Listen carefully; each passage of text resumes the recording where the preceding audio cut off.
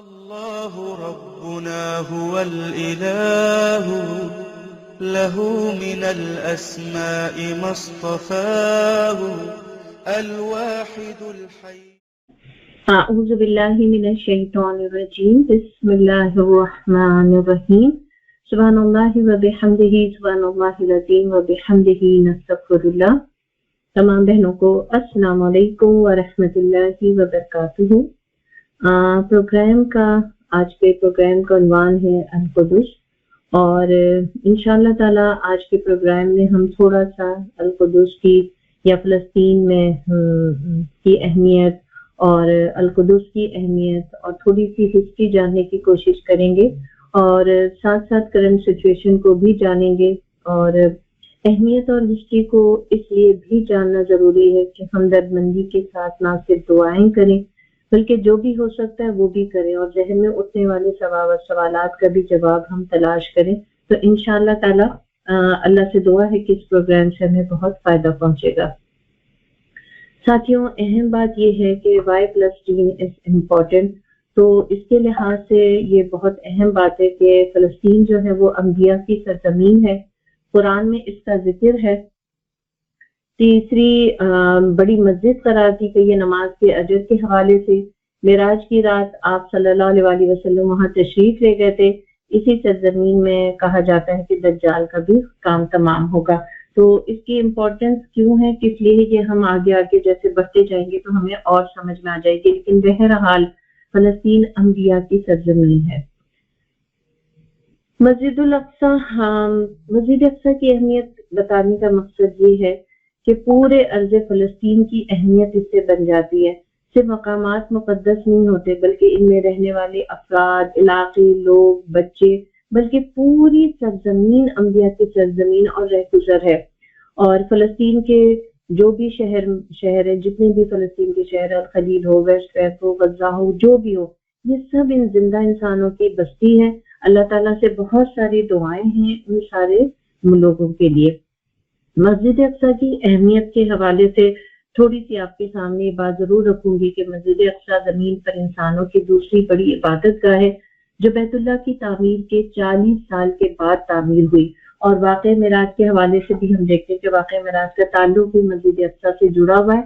محمد رسول اللہ صلی اللہ علیہ وسلم امام الانبیاء ہیں. آپ نے 1,34,000 پیغمبروں کی امامت فرمائی. اور اس کے ساتھ ساتھ یہ بھی دیکھتے ہیں کہ واقعہ اسراء و معراج ہمیں بہت ساری آیتوں کے اندر، قرآن کی بہت ساری آیتوں کے اندر ہمیں اس حوالے سے چیزیں نظر بھی آتی ہیں، ملتی بھی ہیں. لیکن سورۃ الاسراء آیت نمبر 1 میں اس کے لحاظ سے بہت ہی واضح آیات ہیں. ترجمہ ہے کہ وہ ذات پاک ہے جو ایک رات اپنے بندے کو مسجد الحرام یعنی خانہ کعبہ سے مسجد الاقصی یعنی بیت المقدس تک، جس کے گرد ہم نے برکتیں رکھی ہیں تاکہ ہم اسے اپنی قدرتوں کی نشانیاں دکھائیں. بے شک وہ سننے والا اور دیکھنے والا ہے.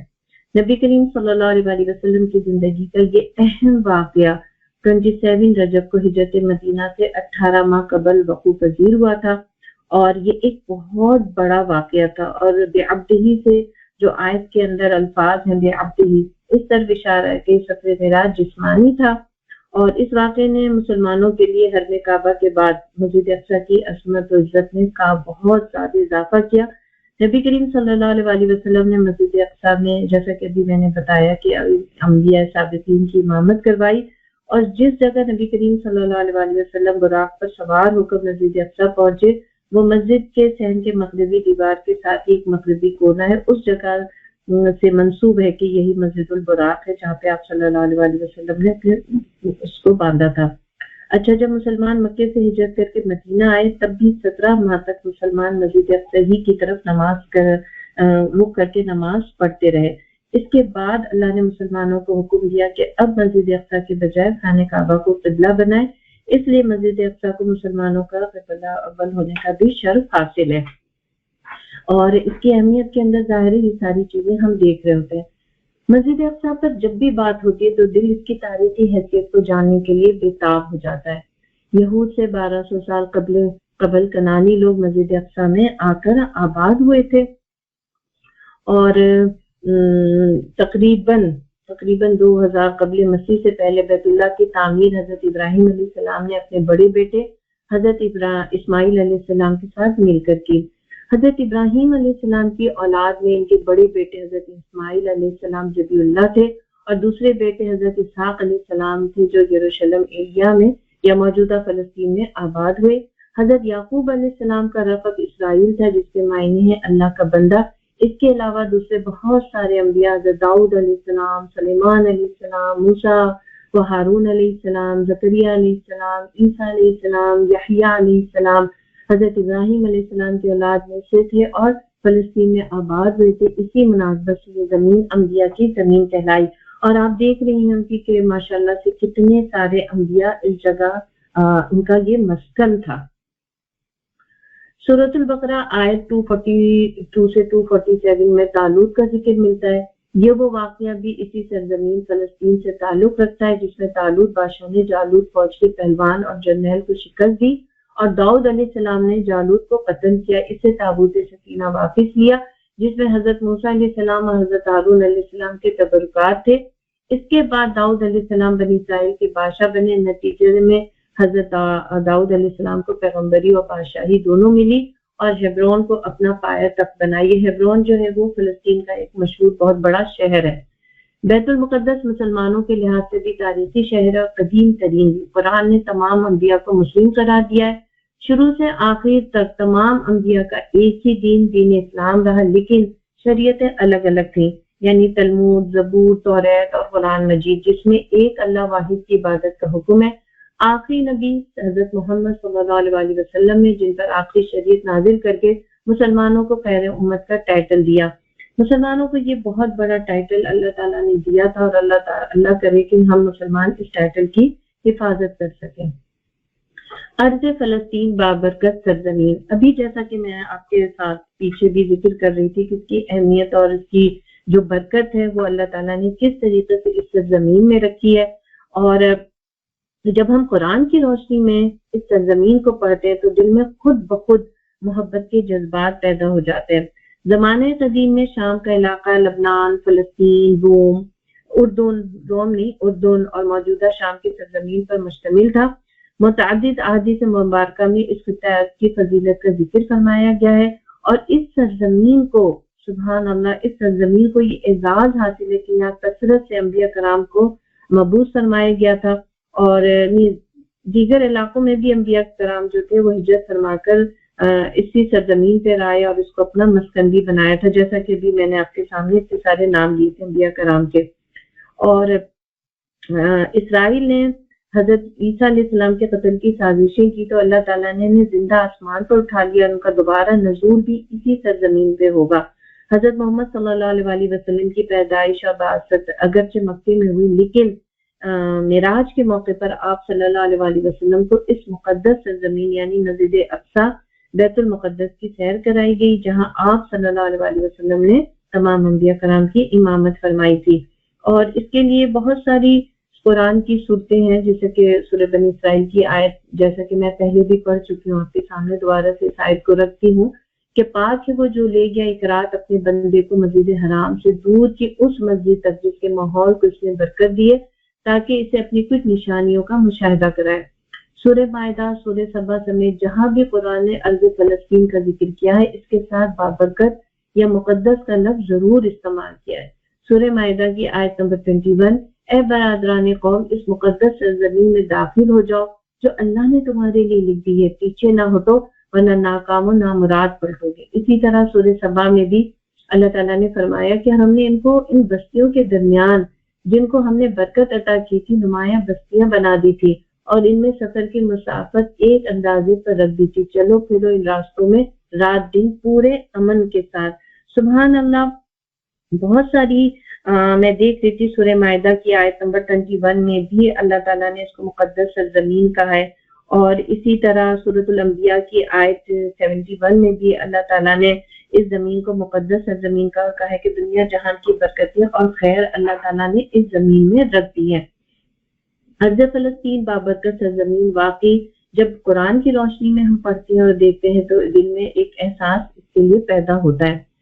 ارض فلسطین بابرکت سرزمین ہی کے ضمن میں ہم جانتے ہیں کہ قرآن کا لفظ اپنی سچائی کے ساتھ موجود ہے۔ اس سرزمین میں اللہ نے برکتیں رکھی جو یہاں کی ہر شے میں محسوس ہوتی ہیں۔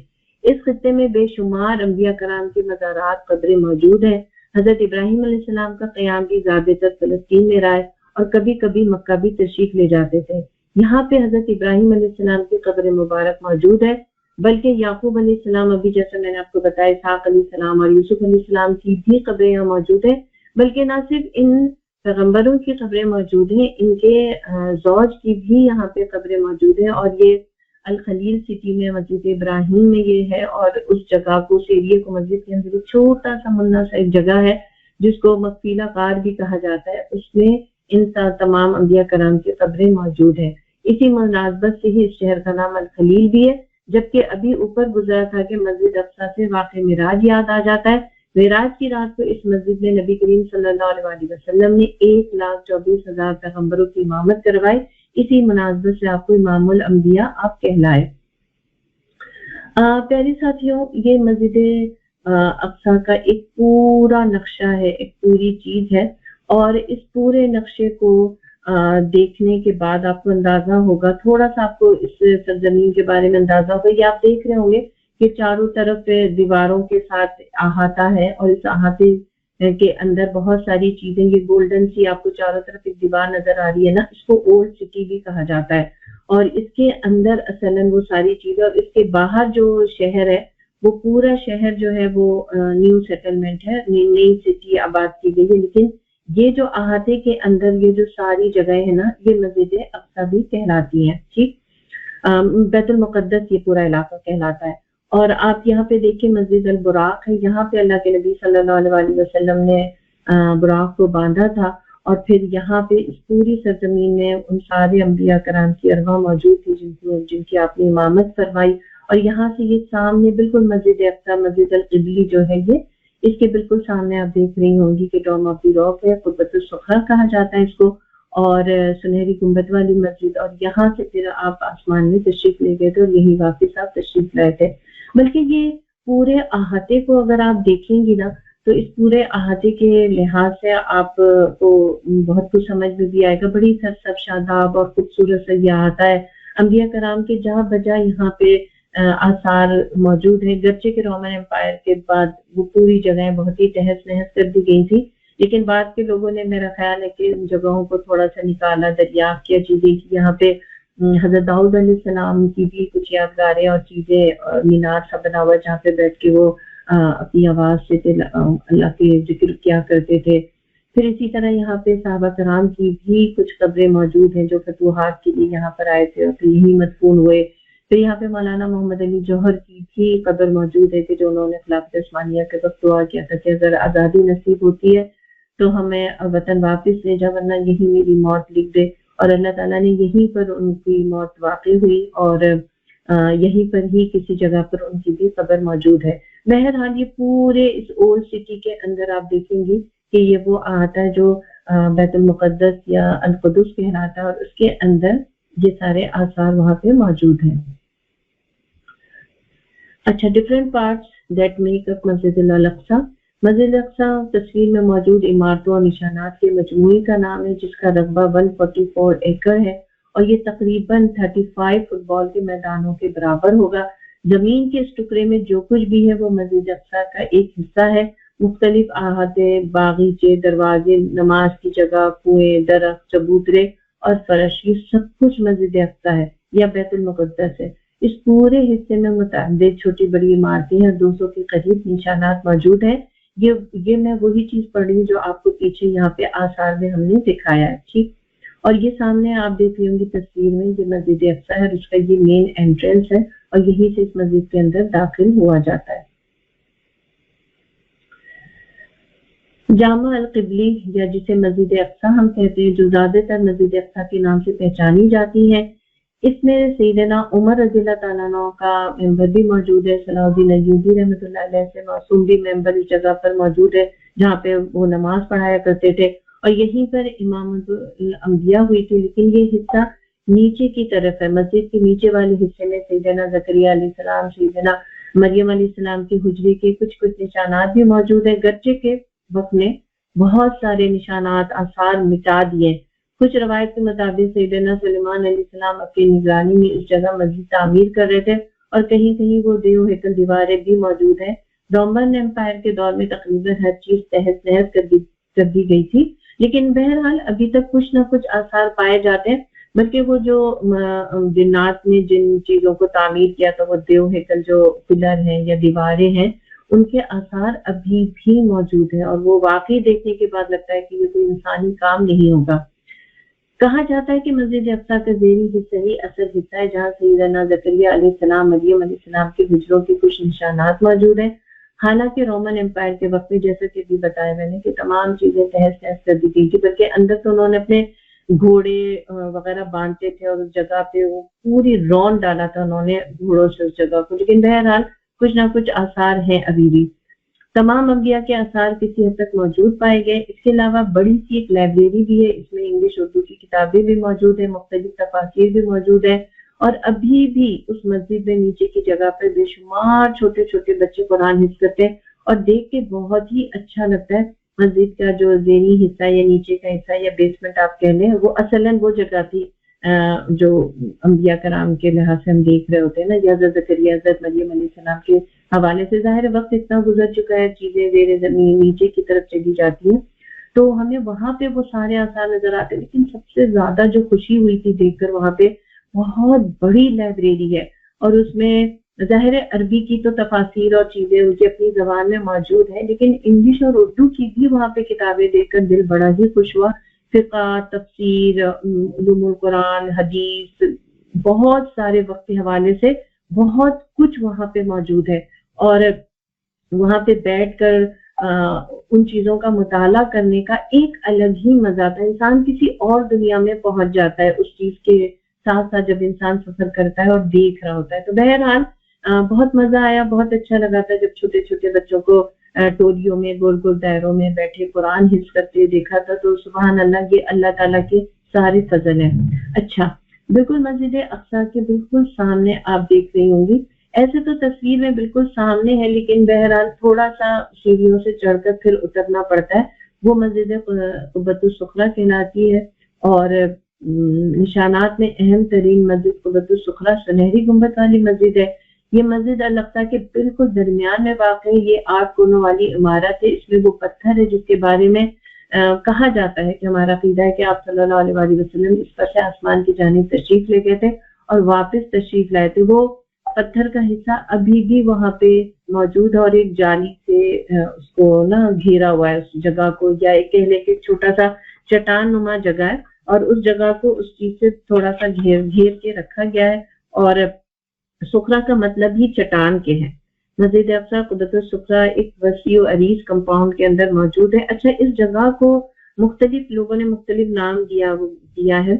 इस कंपाउंड को जहाँ अल-कुदस या बैतुल मुक़द्दस कहते हैं, एक जगह मैं पढ़ी थी हरम कुदसी भी कहा जाता है। और बहरहाल ये 2 बड़ी अहम इमारतें हैं और कुछ लोग कहते हैं कि सैयदना मूसा अलैहिस्सलाम की भी कुछ चीजें इस इमारत के अंदर मंसूब है और वो भी उसके भी इस मस्जिद क़ुब्बतुस सुखरा जो है इसके भी एक सीढ़ी छोटी सी जाती है नीचे की तरफ और वहां पर लोग बहरहाल नमाज की अदायगी नफिल वगैरह भी पढ़ रहे होते हैं। और उस जगह के बारे में आता है कि ये वो जगह है अभी तक जो हजरत मूसा अलैहिस्सलाम से मंसूब चीजें हैं वहां पे।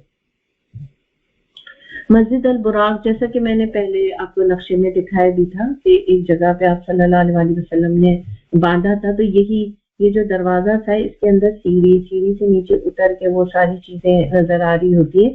और मस्जिद अक्सा के करीब तरीन है ये क़ुब्बा मिराज, जिसे मस्जिद अल बुराक भी कहते हैं। यहाँ पर भी लोग जाते हैं, नवाफिल वगैरह बैठ के पढ़ रहे होते हैं। ये पूरा इलाका ही असल में नमाज की जगह है, जहाँ से रसूलुल्लाह सल्लल्लाहु अलैहि वसल्लम बुराक के जरिए से मस्जिद से मिराज के लिए आसमानों में तशरीफ ले गए थे। यही वो जगह थी और वो कुंडी भी मौजूद है जिससे बुराक को बांधा गया था। इस जगह को मस्जिद अल बुराक कहा जाता है।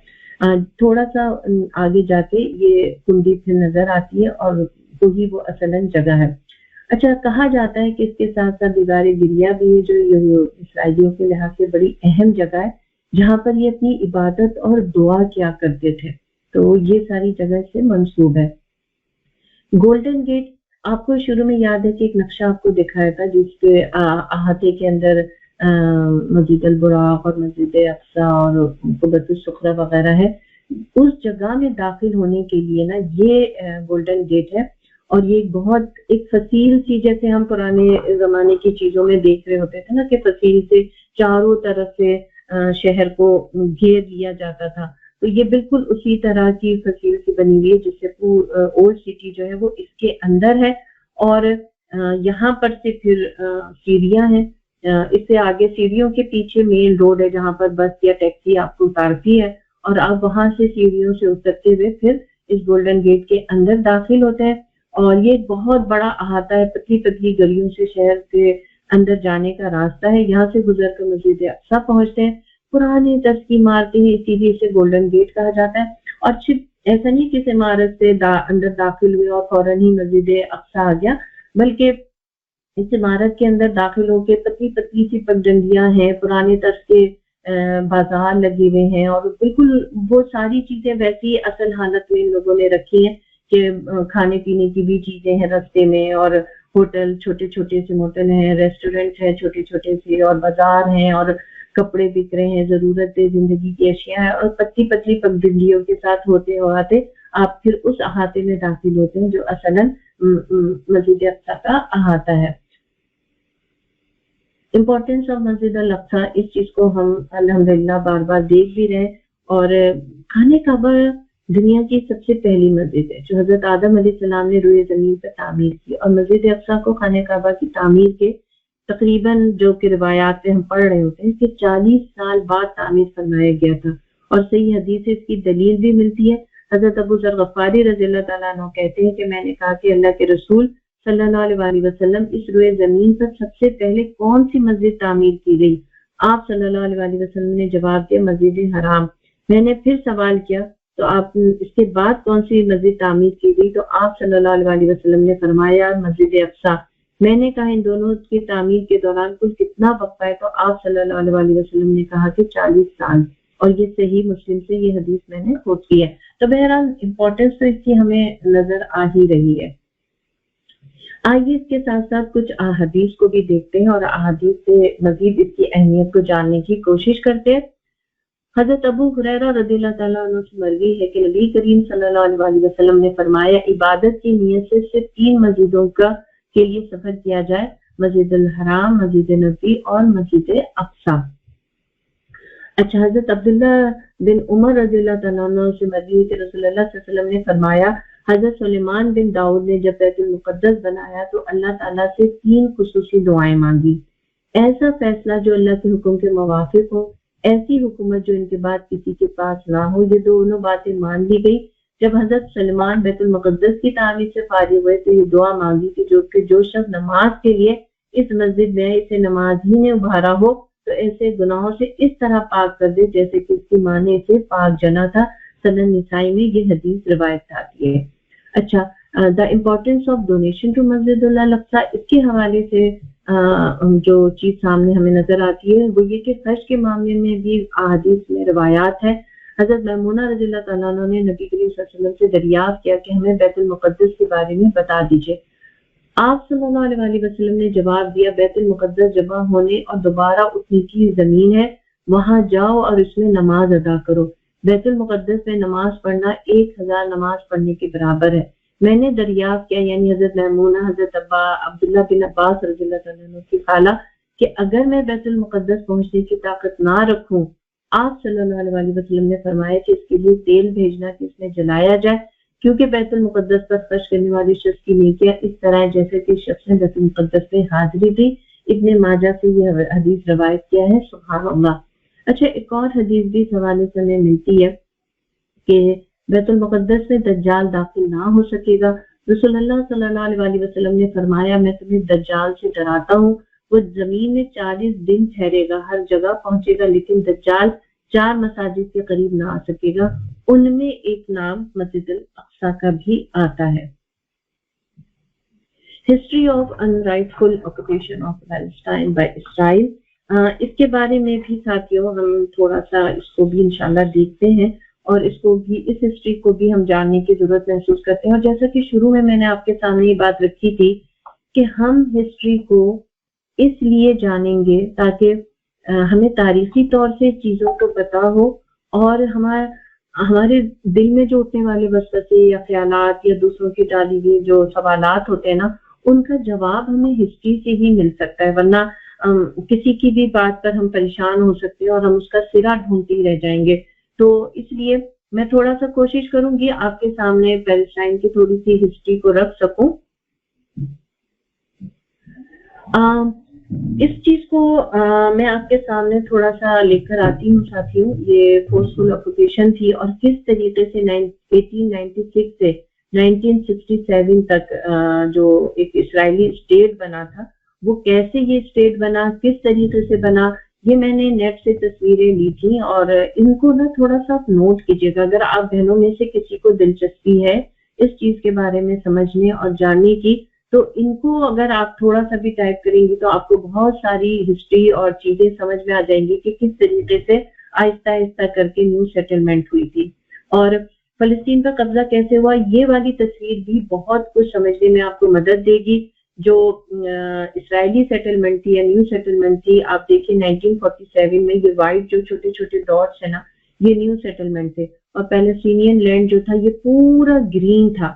آہستہ آہستہ یو این پلان 1947 میں آپ دیکھتی جائیں گی کہ جو اسرائیلی لینڈ تھا وہ بڑھتا چلا گیا اور پیلسٹینین لینڈ جو تھا وہ کم ہوتا چلا گیا۔ ہوتے ہوتے 1949 سے لے کر 1957 تک آپ دیکھیے 47 میں کیا صورتحال تھی اور 49 سے 57 تک آتے آتے یہ لینڈ، وائٹ والا لینڈ کتنا بڑھتا چلا گیا اور پیلسٹینین لینڈ جو ہے وہ کم ہوتا چلا گیا۔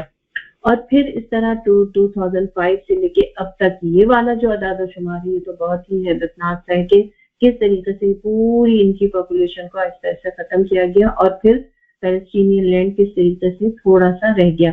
تو یہ چیز کو بہت آرام سے آپ بھی جا کے سرچ کر سکتی ہیں اور تھوڑا سا ہسٹری کو دیکھیے تاکہ اصل سچویشن سمجھ میں آئے ہمارے۔ اچھا، مسجد اقصی کی تاریخی اہمیت۔ مسجد اقصی کی تاریخی اہمیت کو جاننے سے پہلے تھوڑا سا میں 1099 سے بھی پہلے جو ایک دور تھا، دور خلافت حضرت عمر رضی اللہ تعالیٰ عنہ کا اور فتح القدس ہوا، یہ 637 سے 637 عیسوی تک القدس پر مطلب اس تاریخ تک القدس پر کسی نہ کسی صورت عیسائیوں کی حکومت رہی۔ حضرت محمد صلی اللہ علیہ وسلم کی وفات کے 6 سال بعد حضرت عمر رضی اللہ تعالیٰ عنہ کے دور خلافت میں حضرت عمر بن عواص اور حضرت ابو عبیدہ بن جراح رضی اللہ تعالیٰ عنہ کی قیادت میں شام اور بیت المقدس کو فتح کرنے کے لیے اسلامی لشکر روانہ کیا گیا اور القدس کی فتح حاصل کرنے کے لیے اسلامی لشکر کے قائد حضرت ابو عبیدہ رضی اللہ تعالیٰ عنہ کی اس طرف متوجہ ہوئے، جبکہ دوسری جانب عمر بن العاص علاقہ شام کے جو جگہیں تھی ان کو فتح کر چکے تھے۔ بیت المقدس کے اطراف کے علاقوں کو فتح کر لینے کے بعد جب بیت المقدس کی جانب اسلامی لشکر بڑھا تو حضرت ابو عبیدہ رضی اللہ تعالیٰ عنہ نے یہ مناسب سمجھا کہ جہاں تک ہو سکے خون خرابے سے بچا جائے اور جنگ کے بجائے صلح کو فوقیت دی جائے۔ ادھر وہاں کے جو عیسائیوں کی انہیں صلح کی پیشکش جو انہوں نے رکھی تھی وہ اس کو انہوں نے اس شرط پر مانا کہ خلیفہ وقت حضرت عمر رضی اللہ تعالیٰ عنہ جو تھے وہ خود آ کر عہد نامہ لکھیں۔ چنانچہ حضرت ابو عبیدہ رضی اللہ تعالیٰ عنہ نے حضرت عمر رضی اللہ تعالیٰ عنہ کو خط لکھا کہ آپ یہاں تشریف لائیں، آپ کے آنے سے کسی بھی جنگ و جدل اور خون خرابے کے بغیر بیت المقدس جو ہے وہ فتح ہو جائے گا۔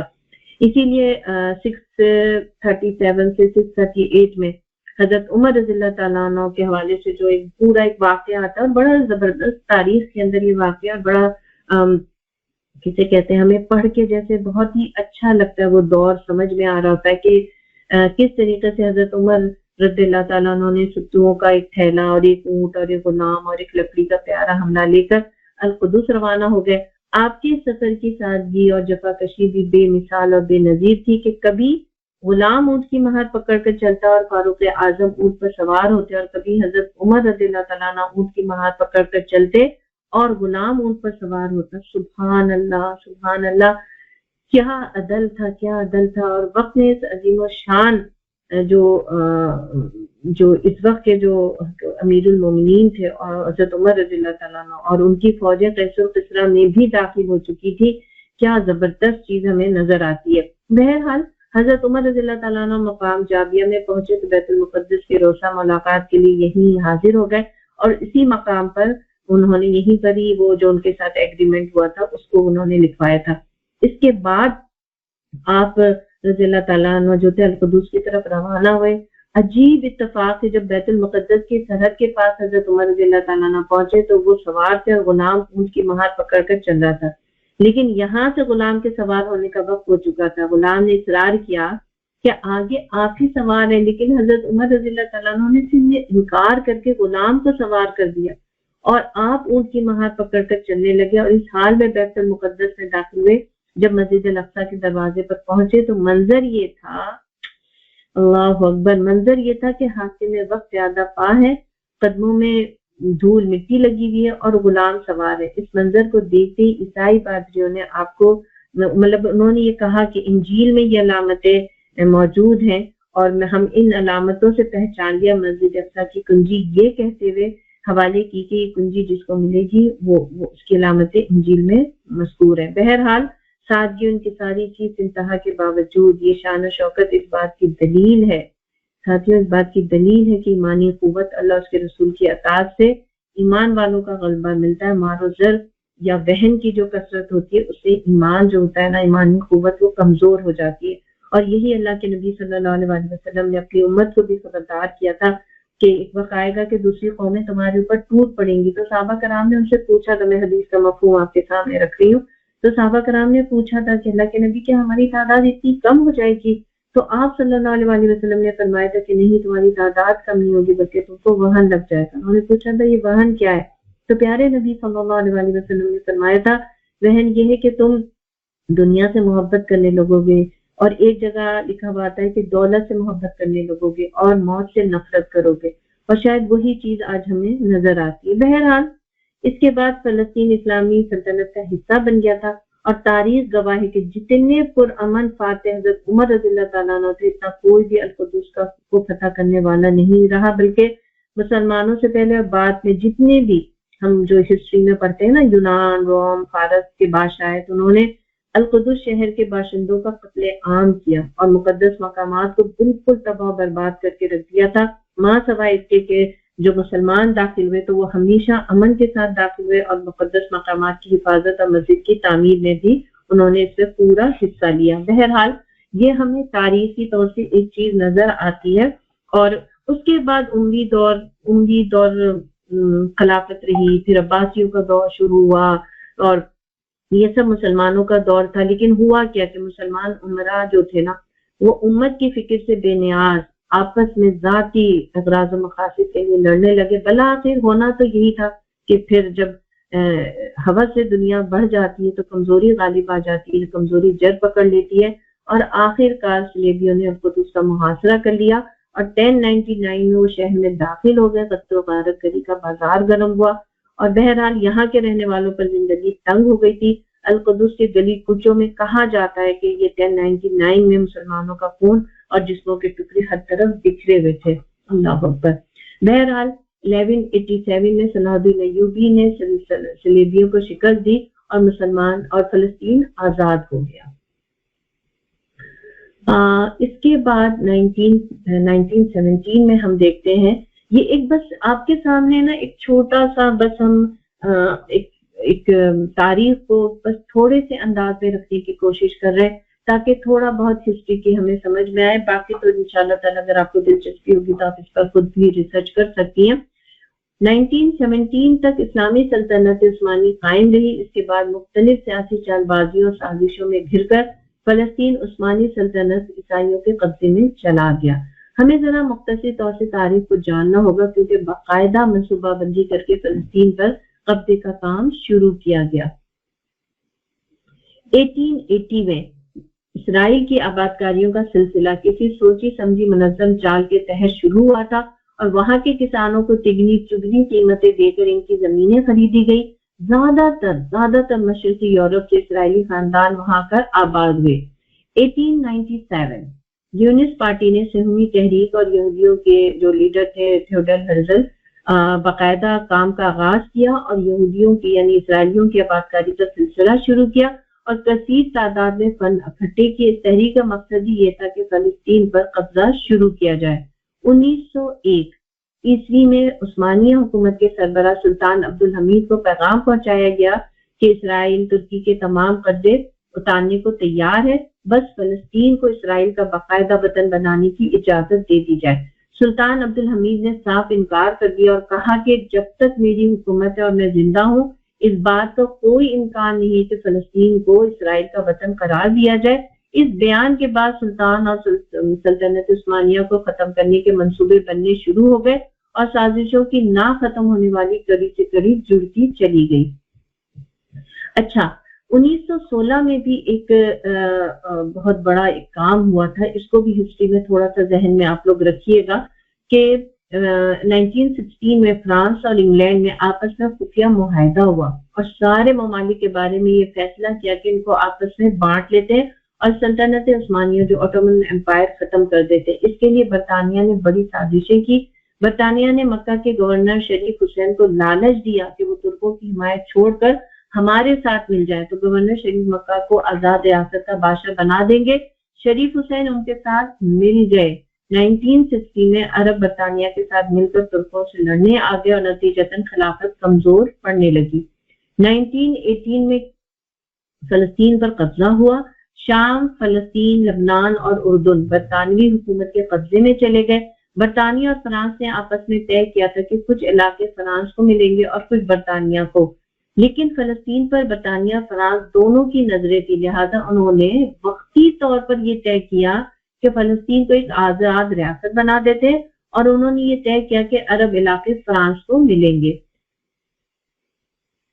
اچھا، یہ ساری جو ہسٹری نمبر فگر کے ساتھ میں آپ کے سامنے رکھتی چلی جا رہی ہوں اور ڈیٹ کے ساتھ، ان کو تھوڑا سا ذہن میں رکھیے گا۔ ترک اور عرب قوم پرستوں کا تصادم، یہ بھی جاننے کی بہت زیادہ ضرورت ہے۔ ترکی اور عرب سلطنتوں کا تصادم ختم کروایا گیا، یعنی مسلمانوں کا اتحاد ختم کرایا گیا۔ رسول اللہ صلی اللہ علیہ وسلم نے قوم پرستی و عصبیت کو جاہلیت سے تشبیہ دی ہے اور سختی سے منع فرمایا تھا، یعنی ناپسند فرمایا تھا۔ یہود نے عربوں کی پرانی جہالت اور قوم پرستی کو جگایا، مسلمانوں کی حیثیت کو تنکوں میں بدلنے کی کوشش کی۔ عربوں کو عرب قومیت کا سبق پڑھایا گیا اور ان کے دماغ میں یہ بات بیٹھا دی گئی کہ ترکوں کی غلامی سے آزاد ہونے کی جدوجہد کریں۔ حالانکہ جب سب مسلمان مل کر متحد تھے تو یہ ان کی اپنی ایک قوت تھی۔ بہرحال عربوں میں قوم پرستی کا فتنہ اٹھ گیا اور ان کو اتنا بھڑکایا گیا کہ 1914 میں پہلی جنگ عظیم برپا ہوئی تو ترک اور عرب ایک دوسرے کے رفیق ہونے کے بجائے دشمن بن کر آمنے سامنے تھے۔ سیاسی چال اور چالاکی دیکھیں کہ عربوں کو کہا تھا کہ اگر آپ ہمارا ساتھ دیتے ہیں تو ہم آپ کو ایک آزاد ریاست بنا دیں گے، اور یہودیوں سے وعدہ کیا کہ فلسطین کو یہودی ریاست بنا دیں گے۔ برطانیہ نے ایک ساتھ مختلف فریقوں سے مختلف جھوٹے وعدے کیے۔ ذرا غور کیجئے کہ فلسطین کو اسرائیل کا وطن بنانے کے پیچھے کیا چال تھی؟ کیا فلسطین کوئی خالی پڑی ہوئی زمین تھی جس پر کسی قوم کو آباد کرنے کے لیے وعدے کیے جا رہے تھے؟ وہاں پہلے سے تاریخی طور سے ایک قوم صدیوں سے آباد چلی آ رہی تھی۔ یہ تو ایک پوری تاریخ ہے جسے جاننا چاہیے۔ بہرحال اس بات کو اقوام متحدہ میں یونو میں پوری قانونی شکل دے دی گئی اور ممبر بھی بنا دیا گیا۔ اگر بات یہیں تک رہتی تو عرب کچھ عرصے کے بعد خاموش ہو جاتے، لیکن اسرائیل نے اس پر اکتفا نہیں کیا اور اپنی حدود چالاکی سے بڑھانی شروع کر دی۔ 1917 میں بیلفور ڈکلیریشن ہوا تھا، یہ بھی بہت امپورٹنٹ چیز ہے۔ اس میں برطانوی وزیر خارجہ نے یہود حکومت کو خط لکھا کہ فلسطین میں اسرائیلی آباد کاری کا ارادہ رکھتے ہیں اور اعلان بیلفور ڈکلیریشن پیش کیا گیا۔ ٹھیک، چنانچہ بیرونی ملک سے یہودیوں کو فلسطین بلوایا گیا۔ فلسطینیوں نے بہت بڑی تاریخی غلطی یہ کی کہ یہودیوں کے ہاتھوں پر اپنی زمینیں مہنگے داموں بیچنی شروع کر دی۔ اس سے بہت بڑی ڈیموگرافک تبدیلی آئی، بے شمار یہودی آئے، اسرائیلی آئے اس جگہ پر۔ شروع میں جو اسرائیلیوں کی جو تعداد تھی وہ 5% تھی اور عربوں کی تعداد فلسطین میں 89% تھی۔ ابھی پیچھے میں نے آپ کو جو ایک چھوٹا سا نقشہ دکھایا تھا نا کہ 1947 سے لے کے 2005 تک کس طریقے سے یہ ڈیموگرافک تبدیلیاں آئیں، اس کی مین ریزن یہ بیلفور جو معاہدہ ہوا تھا یہ چیز تھی۔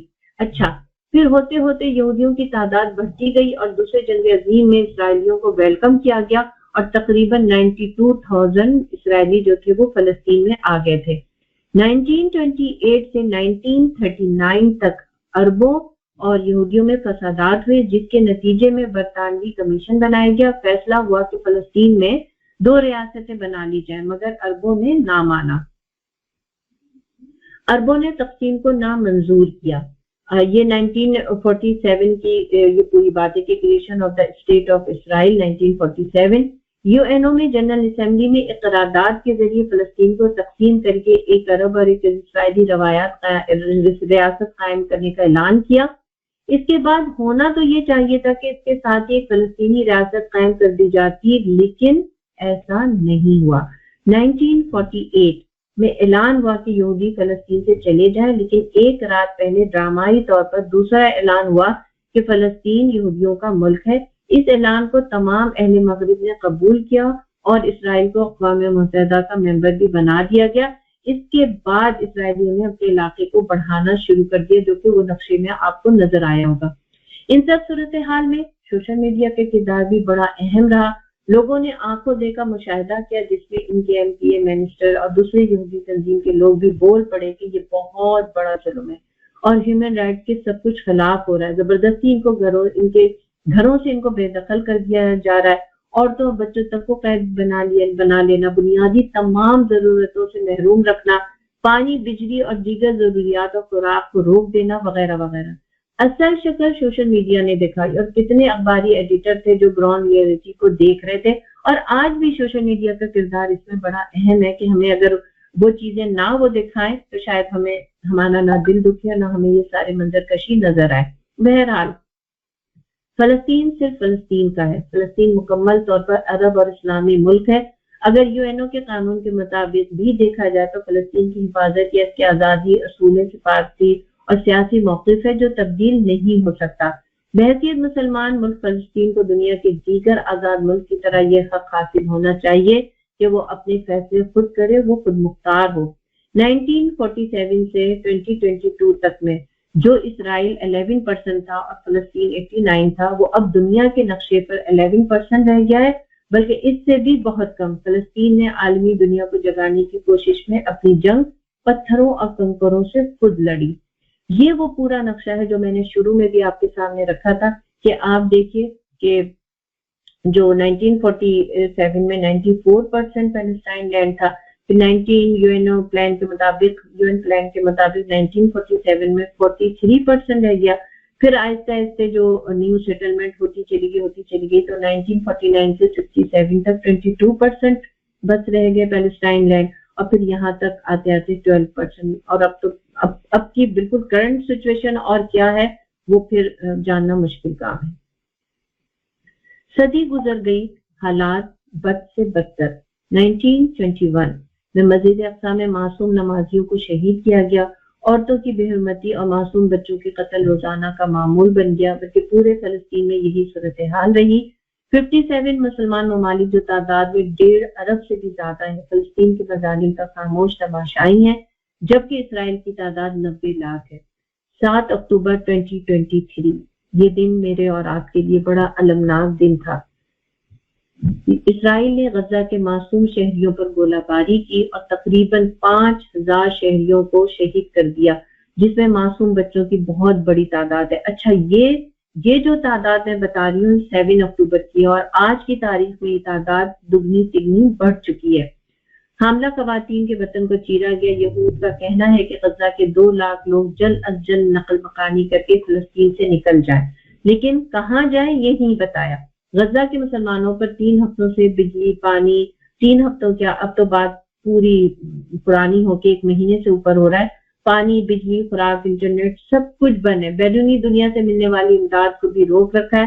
فلسطین کی آزادی اور ظلم پر دنیا بھر میں آوازیں اٹھ رہی، لیکن فلسطین کی مشکلات اور مسئلے کا کوئی حل نہیں دیا جا رہا ہے۔ ایسے وقت میں اللہ سبحانہ تعالیٰ کی غیبی مدد اور قوت پر بھروسہ ہے، دعائیں ہیں کہ اللہ تعالیٰ فلسطین کے مسلمان بہن بھائیوں کی مدد فرما اور جلد سے جلد سیز فائر ہو۔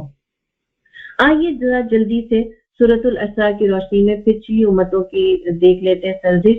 سورۃ اسراء کی روشنی میں ہم دیکھتے ہیں کہ ایک ایسی قوم جنہوں نے اپنی 1000 سالہ زندگی اللہ تعالیٰ کی مسلسل نافرمانی میں گزاری ہے، حضرت یعقوب علیہ السلام کے دور سے بنی اسرائیل کی قوم کا آغاز ہوا اور آج تک یہ قوم اپنی انہی خصوصیات پر قائم ہے جس پر قرآن نے سورۃ البقرہ بنی اسرائیل سمیت کئی صورتوں پر سرزش کی ہے۔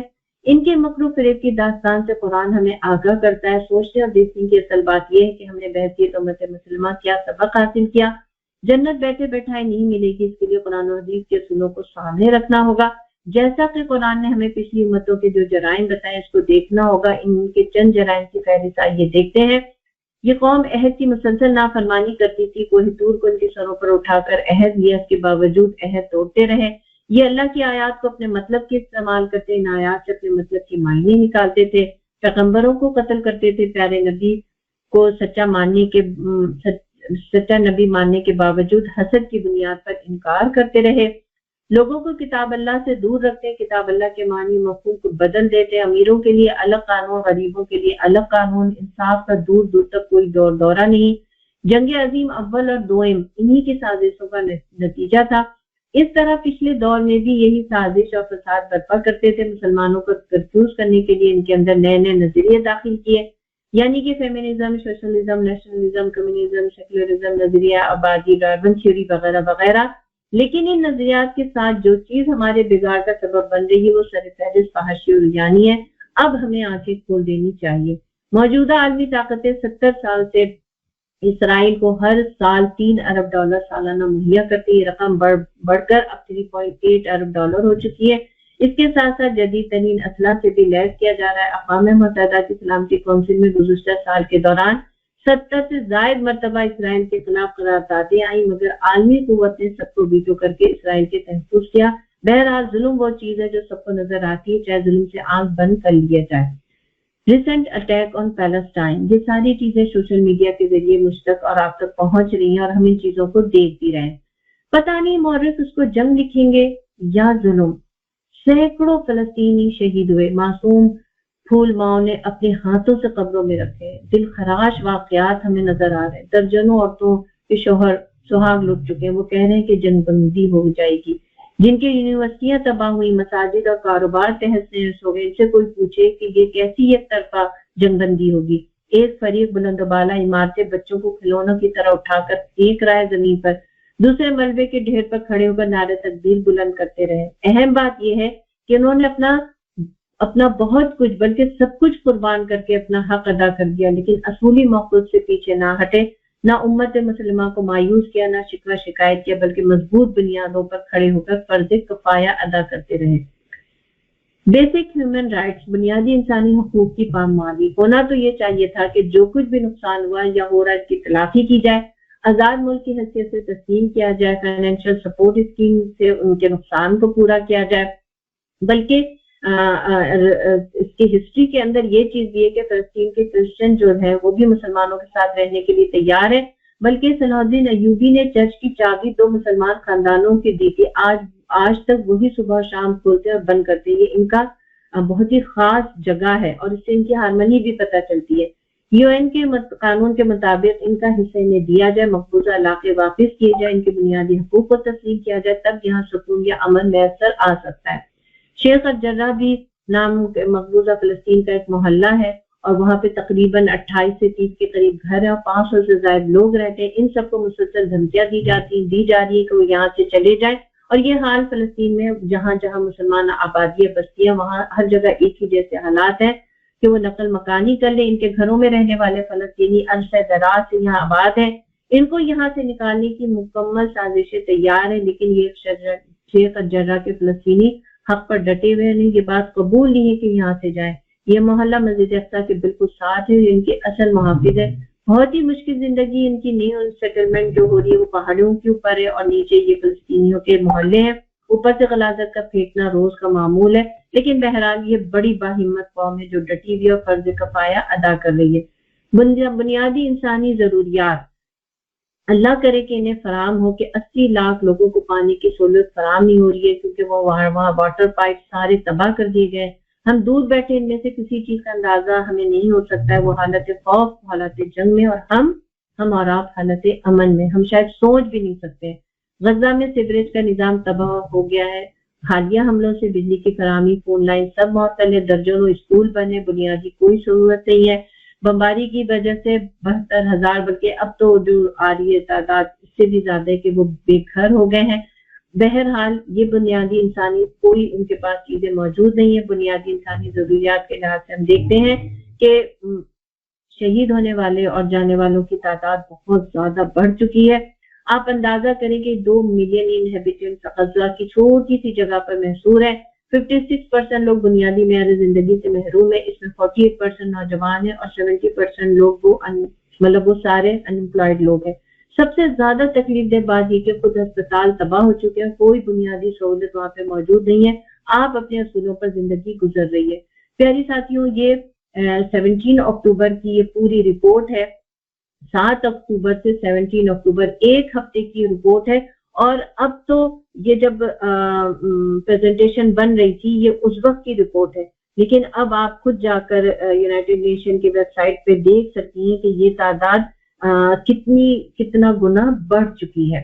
یہ پورا ان کا جو انفراسٹرکچر جو تھا وہ جس طرح سے ڈیمیج ہوا، یہ 13 اکتوبر کی آپ کے سامنے رپورٹ ہے، اور آج کی ڈیٹ سے آپ اندازہ لگا لیں کہ یہ تعداد کتنی زیادہ بڑھ چکی ہے۔ بہرحال قرآن کی آیت مجھے اور آپ کو کہتی ہے کہ وہ ول بی دا نیکسٹ، تم نہ اٹھو گے تو خدا تمہیں دردناک سزا دے گا، تمہاری جگہ کسی اور گروہ کو اٹھائے گا، اور تم خدا کا کچھ بھی نہ بگاڑ سکو گے، وہ ہر چیز پر قدرت رکھتا ہے۔ اللہ نے ہمیں سکون میں رکھا ہے، اس کی رحمت میں ہے۔ ساتھیوں، اس سکون اور رحمت کو ہم غنیمت جانیں اور دل کی سختی سے نکلنے کی اللہ سے دعا کریں، اور جو کچھ ہو سکتا ہے ہم ان کے لیے کریں۔ ساتھ ساتھ امت مسلمہ اپنا جائزہ لیتی رہے، وہ فرض کفایہ ادا کر رہے ہیں، ہم کوئی اللہ کے چہیتے نہیں ہے کہ وہی غلطیاں ہم بھی دہرائیں گے اور اللہ ہمیں پھر بھی مقام دیتا رہے گا۔ سبق حاصل کرنے کے لیے کچھ سوچنا اور عمل کرنا ہوگا اپنے اندر۔ اس وقت کی سب سے بڑی ضرورت ہے وہ ہے اپنے اندر اتحاد پیدا کرنا۔ دوسروں کو برا کہنے سے کام نہیں بنے گا، اسلام نفرت کا پیغام نہیں دیتا ہے، لیکن سب سے بڑی ضرورت اس وقت اتحاد کی ہے۔ What can we do? ہم پرسنل ایفرٹس میں کیا کر سکتے ہیں، سوشل ایفرٹس میں کیا کر سکتے ہیں، فائنینشلی ایفرٹس میں کیا کر سکتے ہیں، پولیٹیکل ایفرٹس میں ہم کیا کر سکتے ہیں۔ یہ چیزیں مسلسل گائیڈ کے طور سے میرے اور آپ کے سامنے آ رہی ہے، اور ان چیزوں سے ہم اندازہ لگا سکتے ہیں کہ ہم ان کے لیے کیا کر سکتے ہیں۔ ساتھیوں، اتنا ریلیف ان کے لیے فنڈ جمع کر رہی ہے، آپ ان کی ویب سائٹ پر جائیں اور ضرور ڈونیٹ کریں۔ ہم کرنے میں کیا کر سکتے ہیں، یہ کرنے کا کام ہے۔ دوسرا کرنے کا کام یہ بھی ہے کہ جو شخص سورۃ کہف کی ابتدائی 10 آیات یاد کرے گا وہ دجال کے فتنے سے بچا لیا جائے گا۔ احادیث مبارکہ مجھے اور آپ کو اس سلسلے میں گائیڈ کرتی ہے سورۃ الکہف کو پڑھنا، اور اس کے اندر جس طریقے سے ایمان، علم، دولت، پاور کا ٹرائل سامنے آتا ہے، ان کو ہم جانیں سمجھیں، تب ہمیں سمجھ میں آئے گا کہ کرنے کے اور کیا کیا کام ہے۔ اس کے ساتھ ساتھ آپ دیکھیے قرآن کی آیت جو ہمیں ڈونیشن کے حوالے سے نظر آتی ہے۔ ایسے تو سورۃ البقرہ کی بہت ساری آیات ہیں جو انفاق کی طرف مجھے اور آپ کو ابھارتی ہیں، لیکن قرآن کی آیت کو آئیے دیکھتے ہیں کہ دیکھو تم لوگوں کو دعوت دی جا رہی ہے کہ اللہ کی راہ میں مال خرچ کرو، اس پر تم میں سے کچھ لوگ ہیں جو بخل کر رہے ہیں۔ حالانکہ جو بخل کرتا ہے وہ در حقیقت اپنے آپ ہی سے بخل کر رہا ہے، اللہ تو غنی ہے، تم ہی اس کے محتاج ہو۔ اگر تم منہ موڑو گے تو اللہ تمہاری جگہ کسی اور قوم کو لے آئے گا اور وہ تم جیسے نہ ہوں گے۔ پیاری اور عزیز بہنوں، انفاق کا معاملہ بہت زبردست معاملہ ہے الحمدللہ، اور اس کو میں اور آپ کرنے کی پوری کوشش کریں۔ یہ سوچے بغیر کہ جا رہا ہے نہیں جا رہا ہے، کتنا جا رہا ہے، اب کیا ہوگا، چیزوں کو تیار رکھیں۔ چیزیں تیار ہوتی ہیں تو پھر ضرورت پر فوراً ہی پیش کر دی جاتی ہیں۔ میرا اور آپ کا معاملہ بھی اسی طرح کا ہونا چاہیے۔ اس کے ساتھ ساتھ کرنے کے کام کے اندر جو چیز آتی ہے کرنے کے کام کے اندر، وہ یہ کہ اویئرنیس رکھیے، ہر طرح کی اطلاعات اور معمول ہمارے سامنے ہو۔ مسلمان بیوقوف مومن نہیں ہوتا ہے کہ وہ اپنے اطراف میں جاننے والی خبروں سے بے نیاز رہے، اور بے نیازی اچھی چیز نہیں ہوتی۔ اللہ تعالیٰ دلوں کی سختی سے مجھے اور آپ کو بچائے۔ جب ہم چیزوں کو دیکھ رہے ہوتے ہیں، سمجھ رہے ہوتے ہیں، تبھی دل کے اندر نرمی واقع ہوتا ہے، تبھی دل چاہتا ہے کہ کچھ آگے بڑھ کر کیا جائے۔ ان میں جو کام بہت زیادہ اہم ہے وہ یہ ہے کہ دعاؤں سے ہمیں بہت مدد دینی ہے۔ دعائیں نیند شب، ہم راتوں کو اٹھیں، ہم دعائیں کریں، ہم دعائیں مانگیں۔ مسلمان ایک جسم کے مانند ہوتا ہے، جسم کے ایک حصے میں درد ہوتا ہے تو پورا جسم اس درد کو محسوس کرتا ہے۔ تو ہمارے کرنے کے کام کے اندر یہ چیز بہت امپورٹنٹ ہے کہ ہم دعاؤں سے بہت مدد لیں، قنوت نازلہ سے مدد لیں، اور پھر ہم معلومات اور علم رکھیں. سوشل میڈیا کے اندر جو کچھ آ سکتا ہے وہ آ رہا ہے, ہم ان چیزوں سے معلومات رکھیں. لیکن ہاں مسکنسیپشن بھی آ رہی ہے, کچھ ڈس انفارمیشن بھی ہے, بہت ساری ویڈیوز, بہت ساری چیزیں ہیں. ان سے بہرحال جو ایسی نیوز ہیں, جو ایسی چیزیں جو صحیح مستند ذرائع سے ہم تک نہیں پہنچ رہی ہیں, ان کو اوائڈ کیجیے, نہ ان کو آگے بڑھائیے, نہ ہمیں پینک کرنا ہے. بلکہ ہمیں کرنا کیا ہے, کرنے کا ہم کے اندر یہ ہے کہ صحیح معلومات اور صحیح جگہ تک ہم رہیں, تو یہ ہمارے لیے بہت بہتر ہے. اور بہرحال جو کام سامنے آتے جا رہے ہیں ان کو مجھے اور آپ کو پھر کرتے رہنا ہے. اور اکنا ریلیف کی یہ ویب سائٹ ہے, جائیے اپنے اداروں پر اعتماد کریں اور ہم دیں. انشاءاللہ تعالی اللہ تعالیٰ 70 گنا سے بھی زیادہ لوٹانے پر قادر ہے. اللہ تعالیٰ ان کی مدد فرمائے اور ان کی مشکلوں کو آسان کرے. جو سورۃ الکہف کی جو ابتدائی آیات کی بات رکھی تھی, ایک جگہ حدیث کے اندر آخری 10 آیت بھی آتی ہیں. تو بہرحال ہم اپنے بچوں کو بھی یہ حفظ کرائیں اور معنی مطلب اور مفہوم کے ساتھ ایک دفعہ ہم اپنے حلقوں میں جہاں بھی ہمارے ماہانہ دروس ہوتے ہیں, چیزیں ہوتی ہیں, یا ہم خود اپنے گھروں میں بیٹھ کر اس کو ایک سورۃ الکہف کو پورے سورہ کو پڑھیں اور اس کے اندر جاننے اور دیکھنے کی کوشش کریں کہ کن کن چیزوں کا ٹرائل آیا, کیا ہوا, پھر اللہ تعالیٰ نے کس طریقے سے مدد کی, اور آنے والے دور جو فتنہ اور دجل کا دور ہے, اس دور کے اندر پھر ایمان کی طاقت ہے وہ کیسے حاصل کی جائے گی. یہ سورۃ الکہف مجھے اور آپ کو انشاءاللہ تعالیٰ بتائے گی. پیاری اور عزیز بہنوں, اللہ تعالیٰ سے بہت ساری ہم دعا مانگتے ہیں کہ اللہ تعالیٰ ہمارے مظلوم مسلمانوں کی مدد فرما. پوری دنیا میں جہاں جہاں مسلمان مظلوم ہیں, کمزور ہیں, دبا دیے گئے ہیں, ان کے اوپر ظلم و ستم ہو رہا ہے, ان کی آواز ہم تک نہیں پہنچ رہی, نہ ان کو کوئی مدد پہنچ رہی ہے. اللہ تعالیٰ ان مظلوم مسلمانوں کی مدد فرما, ان کے ہاتھ مضبوط کر اپنی فرشتوں کی مدد فرما, انہیں تدبیریں سجا. آمین ثم آمین. قرآن بھی ہمیں بتاتا ہے دعا کا طریقہ کہ انہوں نے جواب دیا کہ ہم نے اللہ ہی پر بھروسہ کیا. فقالوا علی اللہ توکلنا, ہم نے اللہ ہی پر بھروسہ کیا, اے ہمارے رب ہمیں ظالم لوگوں کے لیے فتنہ نہ بنا اور اپنی رحمت سے ہم کو کافروں سے نجات عطا فرما. آمین ثم آمین یا رب العالمین. ساتھیوں, بہت ساری دعائیں ہیں, آج ہم ان کے درد محسوس کریں گے دنیا میں. کہیں بھی انسانیت کے ناطے بھی, کہ صرف مسلمان کی بات نہیں ہے, انسانیت کی بات بھی, کہ دنیا میں کہیں بھی اگر ظلم اور ستم ہو, اللہ تعالیٰ ان کے حق میں ہمیں کھڑا ہونے والا بنائے اور ان کی مدد جس طریقے سے بھی ہو سکتی ہے کرنے والا بنائے, اور دعائیں نیم شب ہم کریں. اللہ تعالیٰ ہمیں ہر فتنوں سے, ہر مشکل سے, ہر آزمائش سے اللہ تعالیٰ مجھے اور آپ کو بچا کر رکھے. آمین ثم آمین یا رب العالمین. ساتھیوں, اس کی ویب سائٹ ہے سامنے, آپ چاہیں تو اس کی پکچر لیجئے اور ضرور آپ سکنا ریلیف کے ڈونیشن کام میں آگے بڑھ چڑھ کر حصہ ڈالیے. اللہ تعالیٰ میری اور آپ کے ایفرٹس کو اور مال کو, چیزوں کو قبول فرمائے. آمین ثم آمین. وما علینا الا البلاغ. السلام علیکم ورحمۃ اللہ وبرکاتہ.